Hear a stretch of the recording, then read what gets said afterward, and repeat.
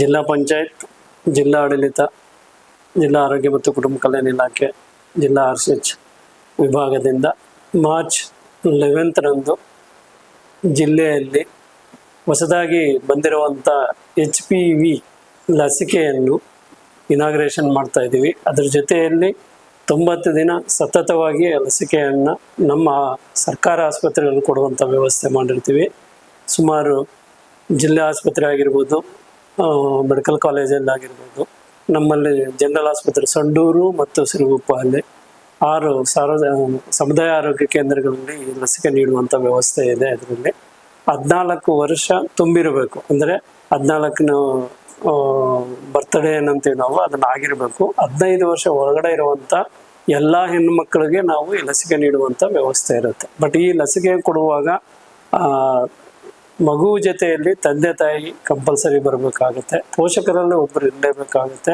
ಅವರಿಂದ ಕನ್ಸೆಂಟ್ ತಗೊಂಡ ನಂತರ, ಅಂದರೆ ಅವರಿಂದ ಒಪ್ಪಿಗೆ ಪಡೆದ ನಂತರ ನಾವು ಲಸಿಕೆ ನೀಡುವಂಥ ವ್ಯವಸ್ಥೆ ಮಾಡಿರ್ತೀವಿ. ಈ ಲಸಿಕೆ ಒಬ್ಬ ಮಗುವಿಗೆ 1 ವಾಯಲ್ ಕೊಡುವಂಥ ವ್ಯವಸ್ಥೆ ಇರುತ್ತೆ.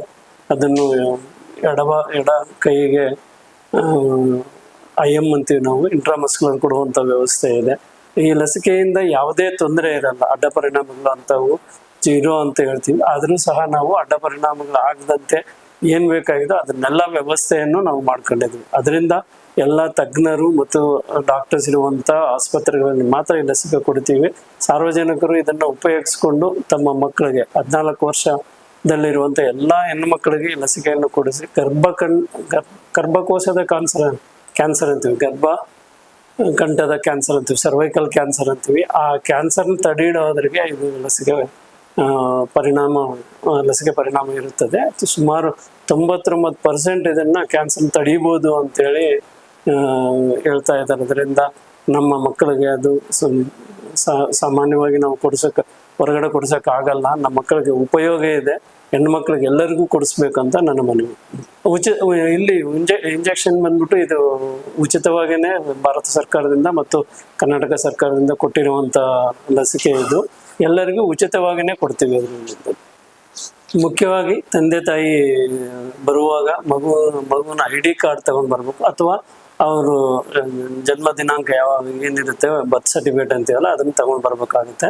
ಅದ್ರ ಜೊತೆಯಲ್ಲಿ ಈಗಾಗಲೇ ಹಾಕ್ಸಿದ್ರೆ ಈ ವ್ಯಾಕ್ಸಿನನ್ನು ಮತ್ತೆ ಪಡೆಯುವಂಥ ಅವಶ್ಯಕತೆ ಇಲ್ಲ. ಅದನ್ನು ಖಾಸಗಿಯಲ್ಲಿ ಹಾಕಿದ್ರೆ, ಇದು ಖಾಸಗಿಯಲ್ಲಿ ಸಾಕಷ್ಟು ರೇಟ್ ಇರುತ್ತೆ, ಅಂದರೆ ಇದು ಸುಮಾರು 7-8 ಸಾವಿರ ರೂಪಾಯಿ ಆಗುತ್ತೆ. ನಮ್ಮಲ್ಲಿ ಉಚಿತವಾಗಿ ಕೊಡ್ತಾ ಇರೋದ್ರಿಂದ ಎಲ್ಲ ಜನರಿಗೆ ನಾನು ರಿಕ್ವೆಸ್ಟ್ ಮಾಡ್ಕೊಂಬಂದು ಇದನ್ನು ಉಪಯೋಗಿಸ್ಕೊಳ್ಳಲು ಕೋರಲಾಗಿದೆ. ಅದ್ರ ಜೊತೆಯಲ್ಲಿ ಅಡ್ಡ ಪರಿಣಾಮ ಅಂತೂ ಏನೂ ಇರಲ್ಲ ಇದರಲ್ಲಿ.